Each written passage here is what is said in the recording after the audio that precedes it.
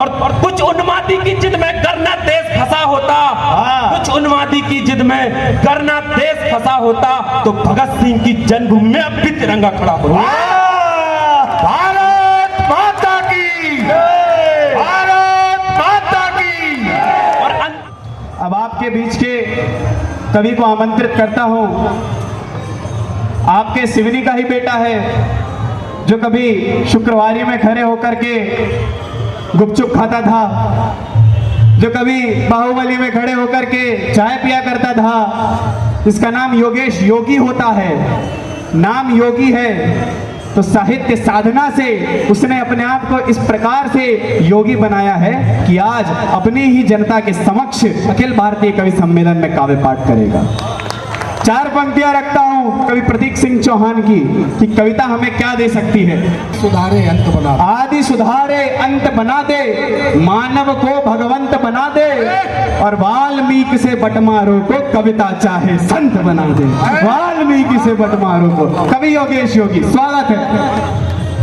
बहुत बहुत धन्यवाद अवधेश भाई। मैं जोरदार तालियां। मैं मंच को प्रणाम करता हूँ, सभी कवियों को नमन करता हूँ और जितने भी काव्य मनीषी और जितने भी श्रोतागण हैं उन सबको कोटि कोटि आभार व्यक्त करता हूँ।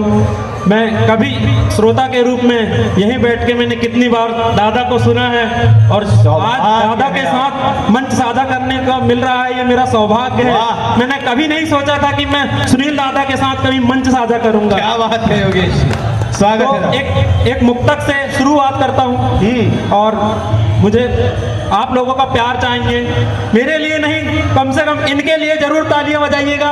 ऐसा नहीं लगना चाहिए इन लोगों को कि ये लोग सिवनी आए और इन लोग को तालियां की कमी पड़ी। क्या बात है, शाबाश। एक मुक्तक रखता हूँ दादा, इसके बाद स्वागत। बरसों की बिना उद्देश्य के कोई सकल काम नहीं होते, बरसों की तपस्या के बिना हनुमान नहीं होते, अगर जाते नहीं राम 14 वर्ष वनवास।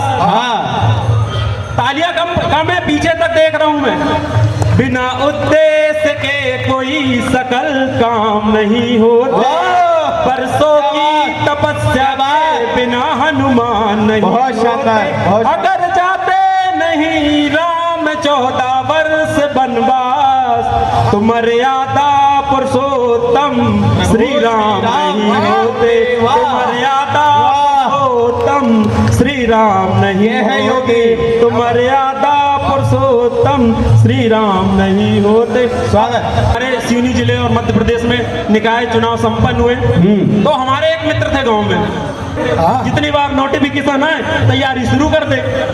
तो एक बार तो ऐसा हुआ कि नामांकन हो गया, पर्चे छप गए और फिर वहां से चुनाव रद्द हो गया। क्या बात हुआ कि नहीं हुआ है, आप लोग सब बैठे हैं। तब मैंने उनके ऊपर छंद लिखा कि हो गई थी खूब चर्चा, दाखिल भी हुआ पर्चा, हो गई थी खूब चर्चा, दाखिल भी हुआ पर्चा, नेताजी ने नया नया सूट सिलवाया था, कुछ थे पराए मन देके उन्हें कुछ धन, पीने वाले को भी जी खूब पिलवाया था, और फिर से चुनाव टल के कैंडिडेट हाथ मले, फिर से चुनाव टल कैंडिडेट हाथ मले, नेताजी ने इस बार सब लुटवाया। तालियां कमजोर है अभी भी तालियां कमजोर है। शाबाश, फिर से चुनाव टले कैंडिडेट हाथ मले, नेताजी ने इस बार सब लुटवाया था। मैं पंक्तियां रखता हूँ फिर से एक छंद। फिर आ गए चुनाव नेता पड़ रहे पाँव, फिर आ गए चुनाव नेता पड़ रहे पाए, फिर आ गए चुनाव नेता पड़ रहे पाँव, घूमे गांव गांव अब बरकत देखिए, फिर आ गए चुनाव नेता पड़ रहे पाँव, घूमे गांव गांव अब बरकत देखिए, फिर में ये बांटे राशन कहीं कहीं कुछ धन, हाँ सही बात है। फिर में ये बांटे राशन कहीं कहीं कुछ धन, अजब गजब कैसी हरकत देखिए, फिर में ये बांटे राशन कहीं कहीं कुछ धन, अजब गजब कैसी हरकत देखिए, देखो वोटों के खातिर आपके पैरों में गिर हमारे मित्र जो थे जी हाँ, उनकी हालत देखिए। स्वागत। देखो फोटो के खातिर आपके पैरों में गिरे, दंडवत झुक कर सर कत देखिए। देखो सच्चाई है। देखो फोटो के खातिर आपके पैरों में गिरे, दंडवत झुक कर सर कत देखिए। अब चुनाव हो गया और अब जीते नहीं जीते मैं नहीं बताऊंगा, क्योंकि वो भी यहीं कहीं होंगे, बाकी आप समझ जाइएगा। अभी थे वो आगे आगे यहाँ वहाँ दौड़े भागे, अभी थे वो आगे आगे यहाँ वहाँ दौड़े भागे, जीतने के बाद फिर खिसकत देखे। वाह वाह वाह, शाबाश योगी। क्या बात। पैर रखकर मन में शुद्ध नहीं होते, पैर रखकर मन में शुद्ध नहीं होते, बैठे रहकर घर में बुद्ध नहीं होते। पैर रखकर मन में शुद्ध नहीं होते, बैठे रहकर घर में बुद्ध नहीं होते, और द्वंद्वों के लिए तलवार उठानी पड़ती है। द्वंद्वों के लिए तलवार, द्वंद्वों के लिए तलवार उठानी पड़ती है, केवल रण में जाने से युद्ध नहीं होता। पीछे तक का दिया जाऊंगा कि द्वंद्वों के लिए तलवार उठानी पड़ती है, केवल रण में जाने से युद्ध नहीं होते। अब वो कविता आपके सामने रखता हूँ। भूमिका सिर्फ इतनी सी है कि हमारे प्यारे भारत का, हमारी मातृभूमि का 1947 में बंटवारा हो गया। तो हम और आप बंटवारा सिर्फ ये जानते हैं कि एक भूमि का टुकड़ा था, उसके बीच से एक लाइन खींच दी, कुछ भाग उन्हें दे दिया, कुछ भाग हमने रख लिया, लेकिन उसके बीच में कितनी सारी घटनाएं हुई, वो चीज मेरा वो घटनाएं आपके सामने रखता हूँ। और कविता का जन्म वहीं से होता, अवनीश भाई। स्वागत है भैया। सदियों से अखंड रही भारत की पावन भूमि, सदियों से अखंड रही, चोर लुटेरों मुगलों के आने पर खंड खंड हुई। ब्रिटिश हुकूमत के ब्रिटिश हुकूमत के अंधकार का दंश भी हमने झेला था, और दूध पिलाकर सांपों को भी आस्तीन में पाला। कि दूध पिलाकर सांपों को भी आस्तीन में पाला था, फिर कुछ एक, फिर कुछ एक, फिर कुछ एक गोरों को अपना बाप बना, वाह वाह वाह। फिर कुछ एक गोरों को अपना बाप बना बैठे, वो सत्ता के फेर में बस वो सोमान गवा बैठे। बंटवारे का काला अध्याय भारत से ना जुड़ा होता, कोई खादी कोट पहनकर गोरों से ना मिला होता। रोकना चाहते बंटवारा बिल्कुल रोक सकते थे, गद्दार जिन्ना को भी बिल्कुल टोक सकते थे। चाहते बंटवारा बिल्कुल रोक सकते थे, गद्दार जिन्ना को भी बिल्कुल टोक सकते थे। लेकिन पर ऐसा हो न सका, उल्टा उनका साथ दिया, 20% आबादी में चौथाई भाग बांट दिया। पर ऐसा हो न सका, उल्टा उनका साथ दिया, 20% आबादी में वाह यार, वाह यार, वाह यार, बहुत खूब, वाह शानदार।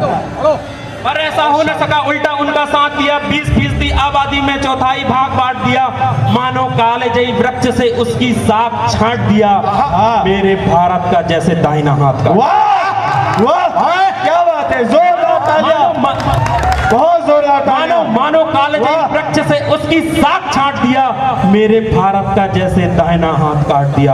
अब मैं कुछ प्रश्न करता हूं कि उस दिन सबके मौन खड़े थे सत्ता को लड़ने वाले, उस दिन सबके मौन खड़े थे सत्ता को लड़ने वाले, क्यों पीछे जा बैठे थे हरदम आगे को चलने वाले।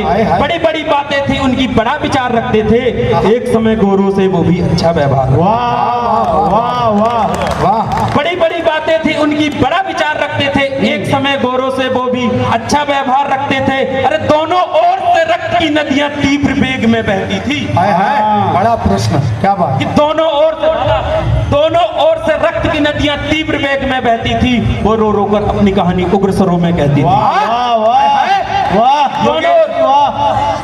दोनों ओर से रक्त की नदियां तीव्र वेग में बहती थी, वो रो रो कर अपनी क्या रक्त की रंजिश से मन मलिन हुआ ना था, क्या मानव के भैंसीपने ने हृदय को छुआ ना था। वाह रोकेश भैया, बहुत शानदार ना था। अरे आती रही लाशें ट्रेनों में भर, उस ओर भी ध्यान कर लेते, अरे गद्दारों को हक दिलाने बाद में अनशन कर लेते। अरे आते रही लाशें ट्रेनों में भर, उस ओर भी ध्यान कर लेते, गद्दारों को हक दिलाने बाद में अनशन कर लेते। और अंतिम 4 पंक्तियां है, कभी का काम सच्चाई बतलाना होता है। सही बात है, किसी को सही लगे या गलत, सच्चाई सही।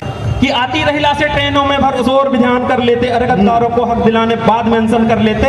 और कुछ उन्मादी की जिद में करना देश फंसा होता, कुछ उन्मादी की जिद में करना देश फंसा होता, तो भगत सिंह की जन्मभूमि में अब भी तिरंगा खड़ा होता। भारत